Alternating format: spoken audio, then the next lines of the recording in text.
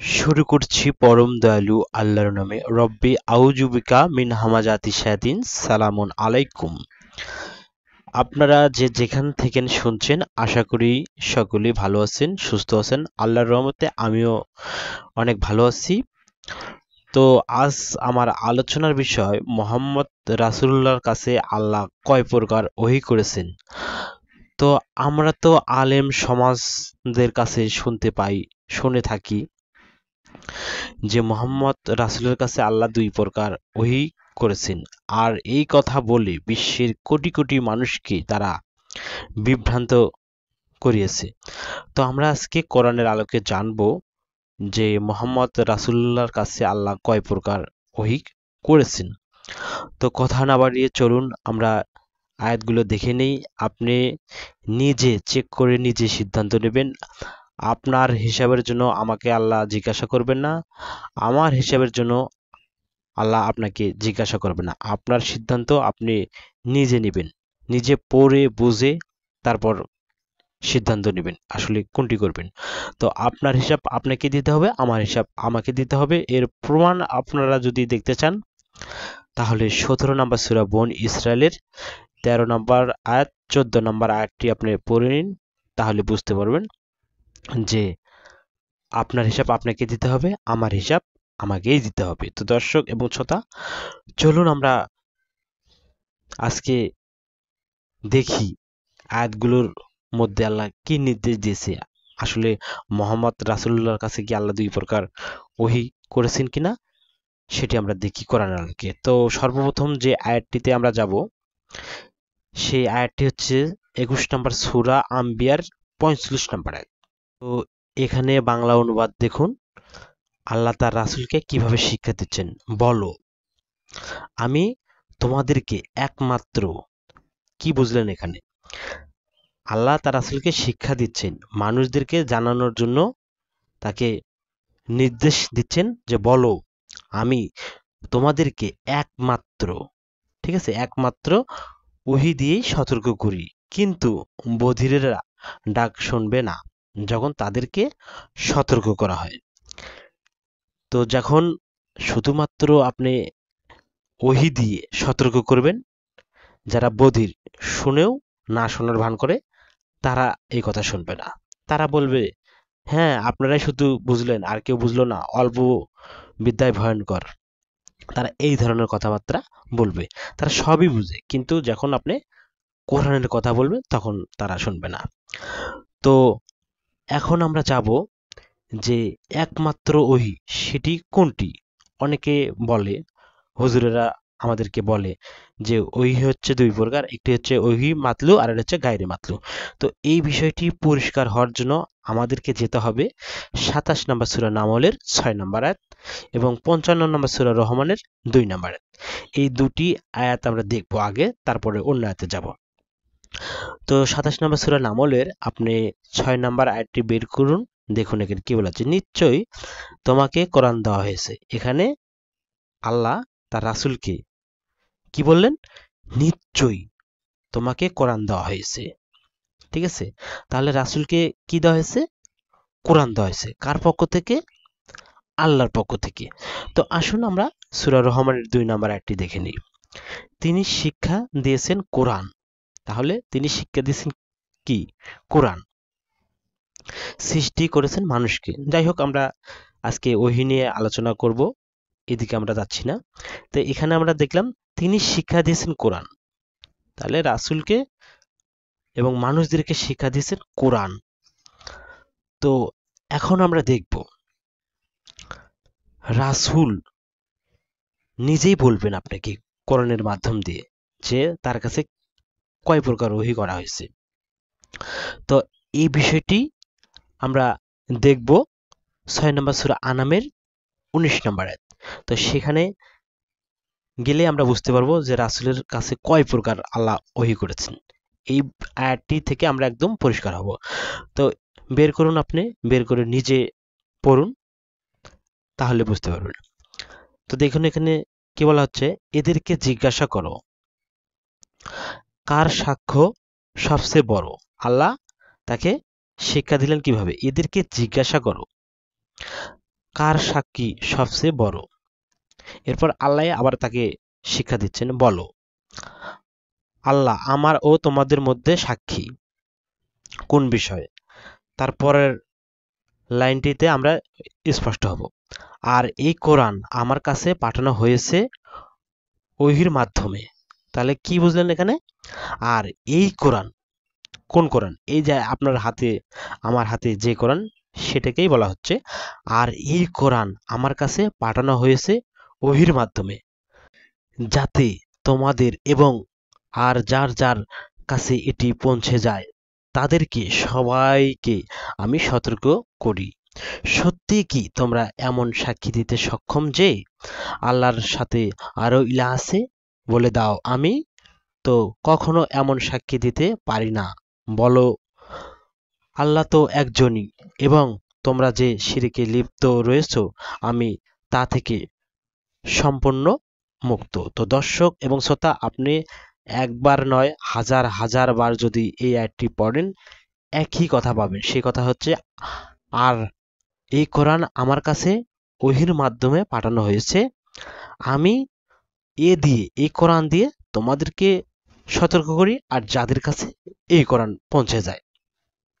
তো দর্শক এবং শ্রোতা, আপনি যদি একটু খেয়াল করে দেখেন তাহলে কিন্তু বুঝতে পারবেন, তাছাড়া আপনি বুঝতে পারবেন না। কারণ সমাজে এমন মিথ্যাচার করা হয়েছে যে রাসূলের প্রতি ওহী করা হয়েছে দুই প্রকার, এই কারণে কিন্তু আমরা বুঝতে পারছি না। তো এখানে আমার প্রতি এই কোরআন ওহী করা হয়েছে, তো এই কথা তো আর আল্লাহ বলবেন না। যদি আল্লাহ বলেন তাহলে আল্লাহর কাছে আবার কোন আল্লাহ ওহী করেছে? এটি সম্পূর্ণ রাসূলের কথা, আল্লাহ তাকে শিক্ষা দিচ্ছেন। যে এই যে দেখুন এখানে বলো, এই বলো শব্দ কাকে আল্লাহ শিক্ষা দিলেন? রাসূলকে শিক্ষা দিলেন যে বলো আমার প্রতি এই কোরআন ওহী করা আছে। এদের সাক্ষী বড় নাকি আল্লাহর সাক্ষী সবচেয়ে বড়? ঠিক আছে, তো আল্লাহ সাক্ষী যে রাসূলের কাছে কোরআন পাঠানো হয়েছে ওহির মাধ্যমে। কিন্তু আলেম সমাজ আমাদেরকে বলছে যে রাসূলের কাছে ওহী দুই প্রকার হয়েছে। এর কোনো দলিল আল কোরআন থেকে তারা দিতে পারবে না, এটি 100% শিওর। তো এখন আমরা দেখব যে কোরআন শুধু মোহাম্মদ রাসূলের জন্য নাকি তার কম বা তার জাতির জন্য আল্লাহ দিয়েছেন। আসুন সেই আয়াতগুলো আমরা দেখে নিই। তো আমাদেরকে এর জন্য যেতে হবে 43 নম্বর সূরা যুকরুবের 43 নম্বর আয়াত এবং 44 নম্বর আয়াত। সেই আয়াত দুটি পড়লে আমরা বুঝতে পারবো যে কোরআন শুধু মোহাম্মদ রাসূলের জন্য নাকি আমাদের জন্য, আর আমাদেরকে শুধু কোরআন মানতে হবে নাকি কোরআনের বাইরেও অন্য কোনো কিতাবও মানতে হবে। এখানে আমরা দেখব এই আয়াত দুটিতে। তো দেখুন এখানে কি বলেছে, ওহির মাধ্যমে তোমার কাছে যে কিতাব পাঠানো হয়েছে সর্ব অবস্থায় তুমি দৃঢ়ভাবে তা আঁকড়ে ধরে থাকো, নিশ্চয়ই তুমি সোজা পথে আছো। তো এখানে আল্লাহ তার রাসূলকে বললেন ওহির মাধ্যমে তোমার কাছে যে কিতাব পাঠানো হয়েছে সর্ব অবস্থায় তুমি দৃঢ়ভাবে আঁকড়ে ধরে থাকো, তাহলে কি হবে? নিশ্চয়ই তুমি সোজা পথে আছো। 44 নম্বর আয়াতটি দেখুন, প্রকৃত সত্য হলো এই কিতাব তোমার ও তোমার কওমের জন্য অনেক বড় একটি মর্যাদা, এবং এজন্য অচিরেই তোমাদের জবাবদিহি করতে হবে। তো দর্শক এবং শ্রোতা, এখানে দেখুন 44 নম্বর আয়াতটিতে প্রকৃত সত্য হলো এই কিতাব তোমার জন্য এবং তোমার কওমের যারা লোক তাদের জন্য এটি একটি বড় মর্যাদাপূর্ণ। আর এই সম্পর্কে জিজ্ঞাসা করা হবে।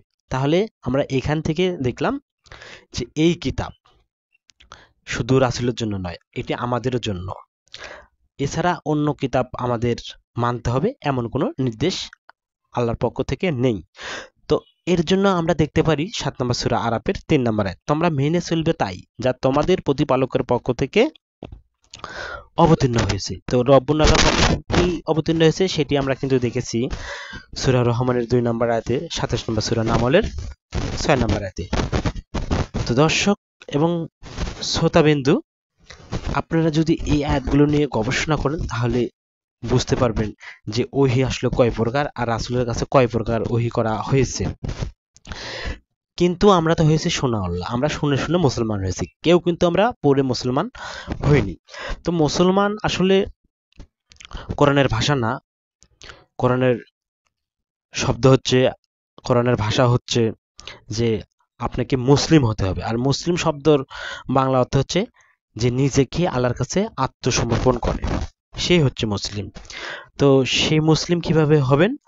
আপনি যদি 27 নম্বর সূরা নামলের 81 নম্বর আয়াত দেখেন এবং 30 নম্বর সূরা রুমের 53 নম্বর আয়াত দেখেন, তাহলে দেখবেন যে যারা আল্লাহর আয়াতের কাছে আত্মসমর্পণ করে তারাই হচ্ছে প্রকৃত মুসলিম। তো মুসলিম কিভাবে হবেন সে বিষয়ে আরো আয়াত আপনারা দেখে নিতে পারেন। তো দর্শক এবং শ্রোতা, আমরা আজকে দেখানোর চেষ্টা করলাম যে রাসূলের কাছে কয় প্রকার ওহী করা আছে। কিন্তু যারা বলে যে ওহী হচ্ছে 2 প্রকার, তারা কোরআন থেকে কিয়ামত পর্যন্ত একটি দলিলও দিতে পারবে না, একটি আয়াত আপনাদেরকে দেখাতে পারবে না। এটি চ্যালেঞ্জ থাকলো কিয়ামত পর্যন্ত যে রাসূলের কাছে 2 প্রকার ওহী করা হয়েছে। কিন্তু আমাদের কাছে সবচেয়ে বড় প্রমাণ হচ্ছে 6 নম্বর সূরা আনামের 19 নম্বর আয়াত, যে আমার প্রতি এই কোরআন ওহী করা হয়েছে, আমি এ দিয়ে তোমাদেরকে সতর্ক করি আর যাদের কাছে এই কোরআন পৌঁছে। আর আমরা 43 নম্বর সূরা যুকরুফের 43 নম্বর আয়াত 44 নম্বর আয়াতে দেখলাম যে কোরআন শুধু মুহাম্মদ রাসূলের জন্য নয়, কোরআন হচ্ছে তার কওমের জন্য এবং তার জন্য। আর যদি আপনি কোরআন বাদ দিয়ে মানব রচিত হাদিসের দিকে চলে যান, তাহলে কিয়ামতের দিন রাসূল আপনার বিরুদ্ধে আল্লাহর কাছে অভিযোগ করবেন। সেটি আমরা দেখতে পাই 25 নম্বর সূরা ফুরকানের 30 নম্বর আয়াতে, ওয়াকালা রাসূল ইয়া রাব্বি ইন্না কওমি ইত্তাখাযু হাযাল কোরআনা মাহজুরা।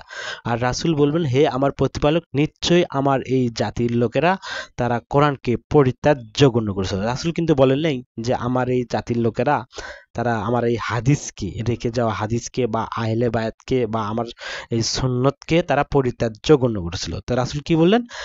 আমার এই জাতির লোকেরা তারা কোরআনকে পরিত্যাজ্য গণ্য করেছিল, কোরআন বাদ দিয়ে মানব রচিত কিতাবের দিকে তারা ধাবিত হয়েছিল, অনুসরণ করেছে মানব রচিত কিতাবের। আল কোরআনের কোনো বিধানের কথা বললে এটি হাদিসে কি আছে, হাদিসে কিভাবে এর বিধান দেওয়া হয়েছে, তারা হাদিস খালি শুধু খোঁজে। কোরআনের একটি বিধান বিস্তারিতভাবে বলা হয়েছে, আপনি সালাত প্রতিষ্ঠিত কিভাবে করবেন, তারপর জাকাত আসলে কি, আপনি হজের বিধান কিভাবে আপনি পালন করবেন, এই বিষয়ে বিস্তারিত আলোচনা করা হয়েছে। ঈমান কিভাবে আনবেন, সৎকর্ম কিভাবে করবেন, সিয়াম কিভাবে আপনি পালন করবেন, এই বিষয়গুলো সম্পূর্ণভাবে আল্লাহ কোরআনে ব্যাখ্যা করে আমাদেরকে জানিয়ে দিয়েছেন রাসূলের মাধ্যম দিয়ে। কিন্তু আমরা কি করেছি? কোরআন বাদ দিয়ে মানব রচিত কিতাব কি বলেছে, কি করেছে, সেগুলোর পিছনে যে জীবন কাটাচ্ছি। তো আসুন আমরা দেখি যে সমাজের আলেমরা কি বলছে আর কোরআন কি বলছে। কোরআন যখন আপনি নিজের মাতৃভাষা পড়বেন, তখন আপনি ধরতে পারবেন যে কোরআনের কি বলা হয়েছে আর আলেম সমাজেরা কি বলতেছে, এটি কি আলেম সমাজের এই কথাগুলো কোরআনের সাথে মিলে কিনা, কোরআনে কি এভাবে আছে না কোরআন বিরোধী তারা কথা বলছে। তখন আপনি বুঝতে পারেন, যদি আপনি কোরআন পড়েন, যদি আপনি নিজের মাতৃভাষায় কোরআন পড়ে নিতে পারেন, তাহলে বুঝতে পারবেন এই আলেমদের ষড়যন্ত্র। তো সকলে ভালো থাকবেন, সুস্থ থাকবেন, ধন্যবাদ।